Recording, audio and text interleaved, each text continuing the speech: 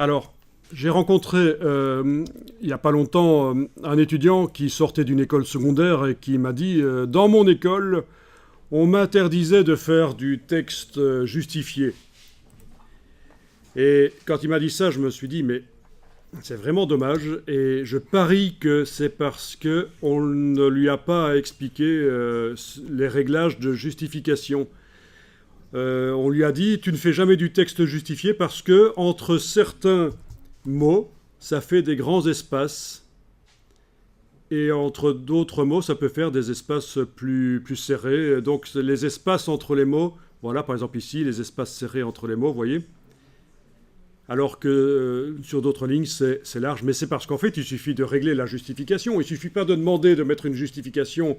Et il ne suffit pas de demander que le texte colle de chaque côté de la colonne. Il faut aussi régler ça.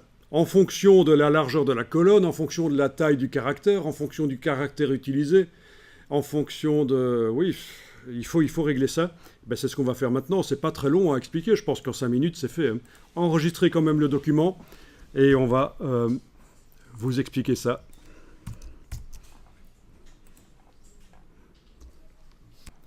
Donc voilà, je vais sélectionner tout le texte. Dans la palette paragraphe, je vais aller chercher quelque chose qui s'appelle option de justification ou réglage de justification. Je ne sais pas dans la version française comment ça s'appelle, je ne me souviens plus. Ou justification tout simplement, je ne sais pas. C'est quoi en fait? Ouais, justification tout simplement, voilà, ce sont les réglages de justification. Vous allez enclencher la case aperçue. Et là, vous voyez que pour arriver à faire coller le texte de chaque côté de la colonne, InDesign est autorisé actuellement à modifier uniquement l'espacement entre les mots. L'espacement entre les mots peut diminuer à 80% l'espacement normal ou augmenter à 133% l'espacement normal. Par contre, les espacements entre les lettres... Ben, il est autorisé à pas du tout travailler sur l'espacement entre les lettres. Mais on va l'autoriser à le faire.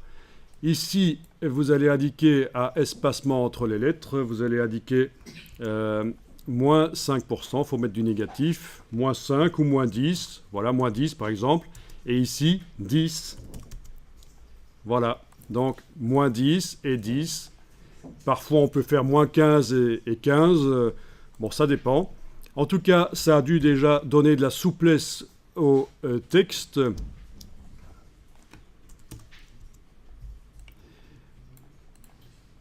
Si je vais regarder ça,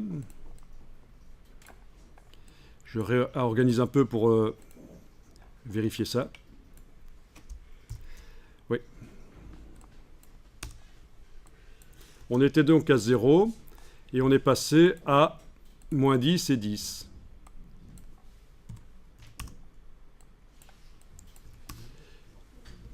Si vous cochez et vous décochez la case aperçue, vous devriez remarquer sur votre écran que le texte a moins de trous entre les mots, parce qu'on autorise InDesign à faire varier l'espace entre les lettres. Donc pour faire coller les lignes de texte de chaque côté, il a plus de souplesse.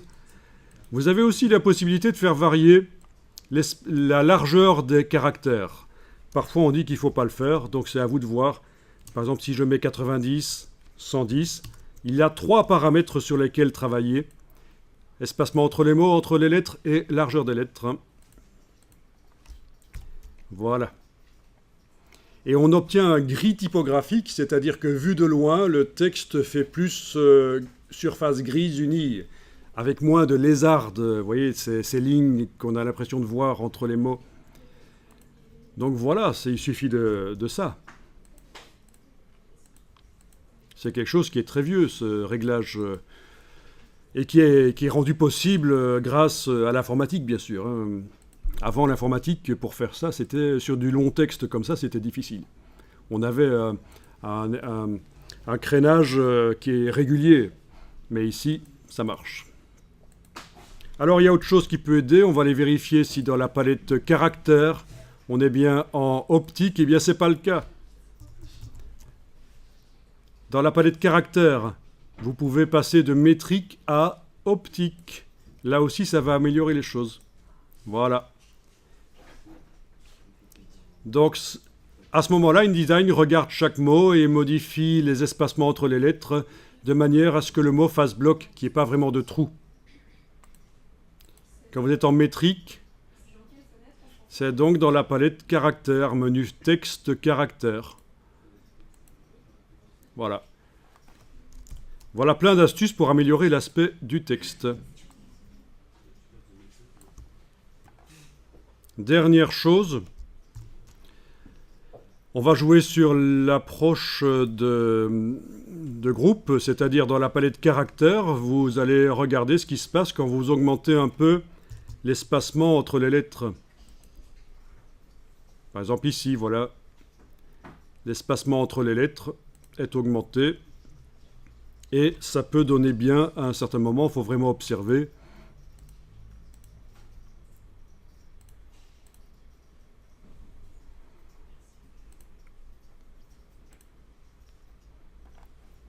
Alors pour vraiment vérifier que c'est bon, il faut sortir ça sur une imprimante laser noir et blanc et lire le texte sur le papier. C'est vraiment là que vous allez vérifier que le texte ne vibre pas, qu'on n'a pas l'impression qu'il y a de la vibration, parce que visuellement, voilà, les caractères ont une taille qui fait que par rapport à la résolution, la rétine, ça vibre.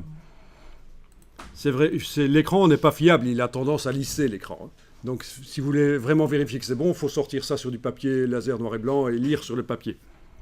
Donc ça veut dire qu'il faut normalement faire plusieurs tests de taille de caractère, d'approche, etc. et sortir ça sur le papier et choisir la bonne.